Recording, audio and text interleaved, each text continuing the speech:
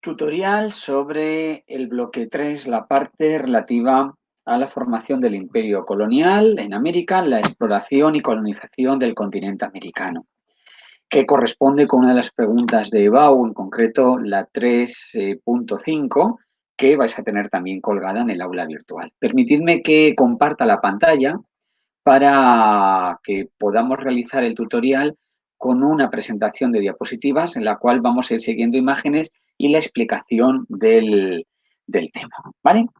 Bien, tenemos que el bloque 3, este es el título, la expansión ultramarina, por lo tanto vamos a hablar de las causas y factores que llevaron a viajar más allá de los mares en el Océano Atlántico, fundamentalmente por Castilla, y a la creación de ese imperio colonial que va a ser fundamentalmente en América. Corresponde con esta pregunta que os decía anteriormente, cuyo título tiene estas dos partes. Por una parte, cómo se realiza la exploración y colonización, por otra, las consecuencias hacia España, hacia el continente europeo y las consecuencias hacia América. En primer lugar, tendríamos que hablar de las causas que llevan al desarrollo de los descubrimientos geográficos. Entre las causas de estos viajes realizados por Castilla y Portugal se sitúan dos razones de tipo económico. Por una parte, la necesidad de encontrar una nueva ruta hacia Oriente. Si os des cuenta y os fijáis desde Portugal bordeando la costa africana viajando hacia Asia para buscar seda y especias, sobre todo porque desde 1453 se había roto la ruta que desde el continente asiático viajaba por el Mediterráneo. Y la necesidad también, por otra parte, de metales preciosos, oro y plata, ¿vale? Para pagar los ricos productos de Oriente que hacían que en Europa hubiera una relativa escasez de estos metales preciosos. Hay una serie de factores tecnológicos de avances que nos explican el desarrollo de estos viajes a finales del siglo XV. Por una parte, la aparición de este objeto, que es el astrolabio, que nos permite orientarnos sobre el horizonte en la superficie de los mares. Por otra, la aparición de los sextantes, como veis a la izquierda, la aparición de la brújula, los portulanos y el desarrollo de la cartografía y, sobre todo, un nuevo barco, las carabelas, un barco de velas cuadradas, como veis ahí, que son barcos más ágiles y resistentes para enfrentarse a un mar o a mares de fuertes corrientes y oleaje.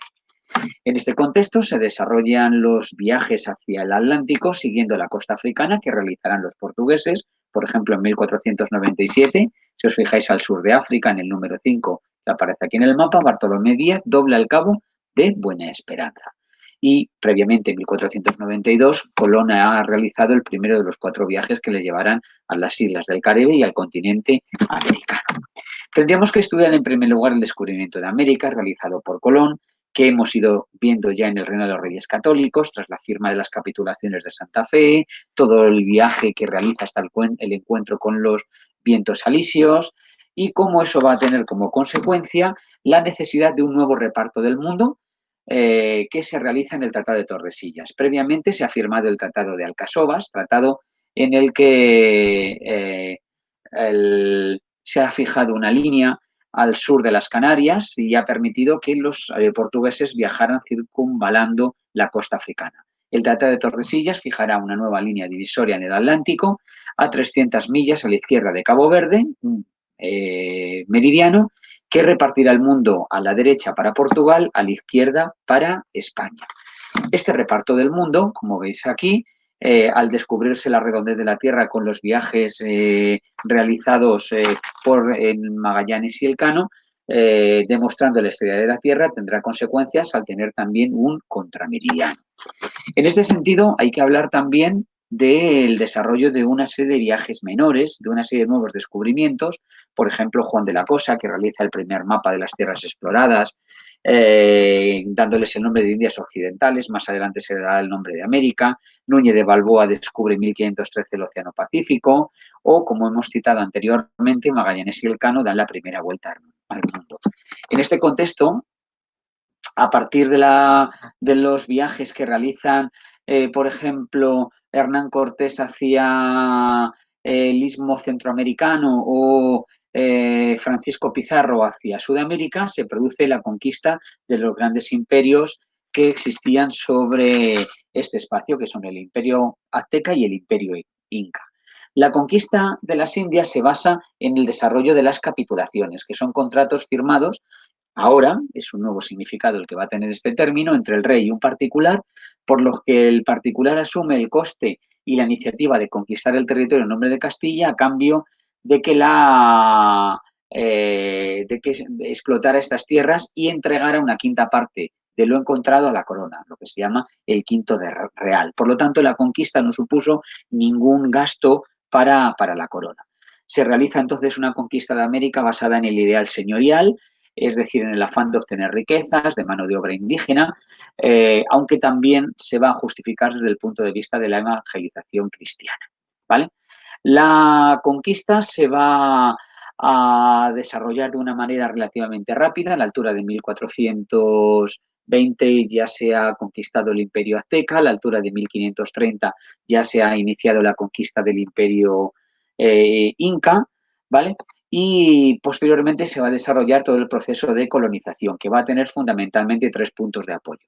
La fundación de nuevas ciudades, ¿vale? Donde se asientan los nuevos colonos, la población criolla, que se va a denominar, y desde los cuales se ejerce el control del territorio, la explotación de las riquezas, sobre todo el oro y más importante la plata, en torno a las minas de Potosí en Sudamérica y de Zacatecas en México, y la evangelización que desarrollan fundamentalmente la orden de los franciscanos y también la orden de los religiosos jesuitas, la orden nueva que ha creado San Ignacio de Loyola para luchar contra la reforma protestante. En este contexto hay que señalar un elemento muy importante que tiene que ver con una de las consecuencias de la colonización, que es el nacimiento de la leyenda negra, la aparición de la cuestión indígena, sobre todo como elemento propagandístico de los enemigos de España, de la corona de España en este momento, es decir, Holanda, Inglaterra, que van a intentar explicar el fuerte descenso de la población indígena debido a los abusos por la explotación de la mano de obra cometida por los colonizadores. Explotación que se realizaba en base a 2 sistemas. Para las tierras de grandes plantaciones donde se obtenía cacao, cáñamo, remolacha azucarera, algodón, café, se realiza en base a la encomienda, en el que un grupo de indígenas es asignado a un colono para que éste lo evangelice a cambio de que estos le trabajen gratuitamente. Y por otra parte, el otro sistema de explotación sería la mita, que es un sistema basado en prestaciones de trabajo realizados por los indígenas en varios turnos por sorteo al año que se realizaban para ir a trabajar a las minas. Esto va a suponer un descenso importante de la población junto con la aparición de enfermedades que ellos no conocían o también la propia castigos que realizaban los colonos, y para solucionarlo se va a comenzar a importar mano de obra esclava de origen africano hacia las zonas del Caribe, ¿no? Para sustituir a los indígenas a los que se acusa o a los que se decía que no trabajaban suficientemente tan duro y tan bien como lo hacía la población negra africana. Esto va a dar origen, pues ya os digo, a la aparición de la leyenda negra y también la leyenda áurea. La leyenda negra en cuanto a la explotación, la leyenda áurea en cuanto a la obtención de grandes cantidades de recursos de metales preciosos. ¿Vale? Bueno, pasaríamos ahora a analizar el gobierno y la administración de las Indias, que es el nombre del territorio que le va a dar la corona de Castilla, que es la que tiene el privilegio y el monopolio de explotación y comercio de este territorio, no otros territorios de la corona de España. Aragón o Navarra no podían, bueno, Aragón fundamentalmente no podían negociar ni podían comerciar porque el monopolio era castellano. ¿Vale? Y entonces aquí tenemos que distinguir, por una parte, el gobierno de América desde Castilla, que lo realizan 2 instituciones, el Consejo de Indias, ¿vale? Que va a regular toda una magna obra legislativa conocida como Leyes de Indias, y la Casa de Contratación de Sevilla, que es por donde tenía que pasar todo el comercio castellano, todo el comercio de la corona hacia América y desde América hacia Europa. Y por otra parte, la administración de las Indias, que se basaba en 4 pilares. Por una parte, el virrey, es decir, el representante del rey en el territorio. En el siglo XVI y XVII nos vamos a encontrar con 2 grandes virreinatos. Al norte, el virreinato de Nueva España, México, y al sur, el virreinato del Perú, con capital en Lima. ¿Vale? Luego, como un territorio fronterizo, la Capitanía General de Chile, pero adscrita al virreinato del Perú. En época de los Borbones, en el siglo XVIII, estos virreinatos, como veis ahora en la diapositiva, se van a duplicar, es decir, de 2 van a aparecer 4. El virreinato de Nueva España se va a dividir con el Virreinato de Nueva Granada y el Virreinato del Perú se le va a añadir el Virreinato del Río de la Plata, pero esto va a ser en época del siglo XVIII, ¿vale? Que ya lo veremos en el siguiente bloque. Junto al virrey se sitúa la figura de los gobernadores, las demarcaciones administrativas más pequeñas, ¿vale? En las que la autoridad del gobernador tiene tres poderes: político, judicial y militar. Junto a ellos se situaba la audiencia, que al igual que en los reinos hispánicos tenía funciones de tribunal de justicia y que junto a los virreyes y gobernadores adoptaban las decisiones más importantes. Y luego los cabildos eran la forma de organización de las ciudades. Y esto sería, más o menos, en resumen, en conjunto, cómo se organizaba el gobierno y la administración del territorio. ¿Vale? Bien, pasaríamos ahora a estudiar el último apartado del tema de esta parte del bloque, en el que tendríamos que ver el impacto y las consecuencias de la colonización, ¿no? En todos los niveles. Aquí en esta diapositiva lo tenéis resumido en los 4 grandes apartados, ¿vale? Pero bueno, nosotros nos vamos a centrar en alguna serie de aspectos importantes, ¿no? Por ejemplo, podríamos hablar del reparto del mundo y del profundo impacto en la sociedad europea y española al comprobar que el mundo era más grande de lo que se suponía, que había un nuevo continente, unas nuevas tierras, unas nuevas personas, ¿vale? Y que van a marcar un trasvase del eje de poder desde el Mediterráneo hacia el Atlántico. Fue necesario repartir de nuevo el mundo, ¿vale? A través del Tratado de Tordesillas, como hemos visto anteriormente, ampliando el radio de acción en Europa. Todos los territorios en amarillos serían aquellos en donde correspondería el dominio de la corona de España, de Castilla y, por extensión, la corona de España. Desde el punto de vista económico, para los reinos hispánicos supuso la aparición de una serie de nuevos productos procedentes de América, ¿no? Como por ejemplo la patata, el tomate, el maíz y también el envío de productos desde Europa hacia el nuevo continente, ¿no? Como la introducción del toro, la gallina, el caballo o algunos otros productos como estáis viendo ahí en la diapositiva. En algunas zonas de Castilla, como el Valle del Guadalquivir, se desarrolló una agricultura de exportación hacia América, basada en la vid y el olivo. Se desarrolló en los astilleros vascos en la fabricación de barcos, ¿vale? Y se desplazó el centro económico de la península de Castilla hacia Sevilla, donde estaba situada la casa de contratación, ¿vale? América, sin embargo, va a ser una auténtica oportunidad perdida, ¿no? Porque gran parte de los beneficios del comercio fueron para los comerciantes extranjeros, ¿vale? Que se asentaron en Sevilla. Los metales preciosos se desviarán hacia las grandes empresas de la corona de Castilla, de la corona de España, ¿vale? Hacia las guerras de religión, debido al pago a los prestamistas italianos y alemanes, o se malgastaron en una auténtica mentalidad señorial, ¿vale? En la que la llegada de la plata americana y el desarrollo del lujo y la ostentación provocó una enorme subida de los precios, como veis en este gráfico, que posiblemente hagamos en clase, en el que las mercancías hispanas se hicieron cada vez menos competitivas frente al conjunto de las europeas. Pero en el gráfico podéis ver cómo por una parte en la línea continua la llegada de metal precioso y en la línea discontinua cómo esa llegada de metal precioso va unida a la subida de los precios, ¿vale? Bueno, otra consecuencia importante tiene que ver con el mestizaje, ¿no? La mezcla de razas que se va a producir en los territorios hispánicos o en los territorios castellanos, ¿no? Aquí lo podéis ver más o menos en esta diapositiva, aunque esta es mucho más interesante, ¿no? Cómo se va produciendo una mezcla de etnias, ¿vale?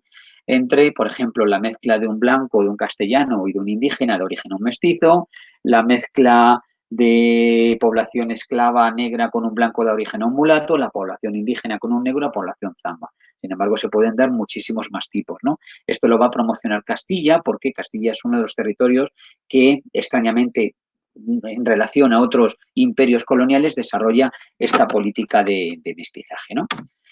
Aquí podéis ver algunas otras consecuencias del desarrollo de los imperios coloniales hacia Europa, en la parte izquierda, hacia América, en la parte derecha, ¿no? Y que se desarrolló a lo largo de la edad moderna, ¿vale? Y en esta última diapositiva podéis ver un conjunto de los elementos que hemos ido estudiando a lo largo de este bloque, ¿no? A la parte izquierda, cuáles son las causas que llevan a los grandes viajes.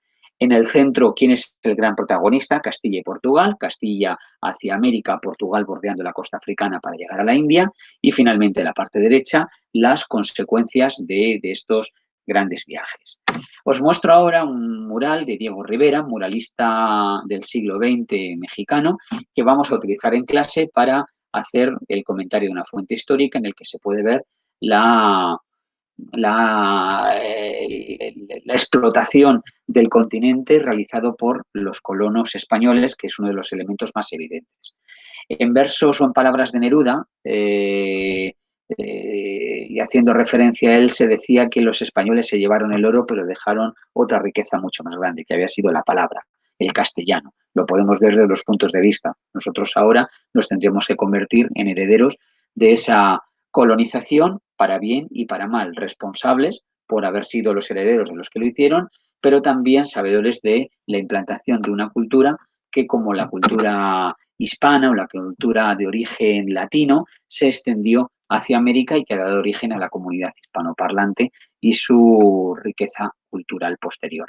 Pero tampoco sin olvidar las consecuencias negativas que eso impuso de esquilmación del territorio, de explotación, de disminución de la población indígena, etcétera, ¿no? Ambos elementos importantes.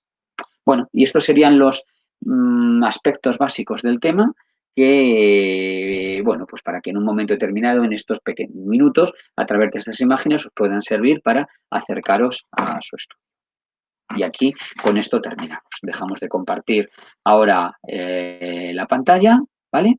Un momentito y terminamos la explicación.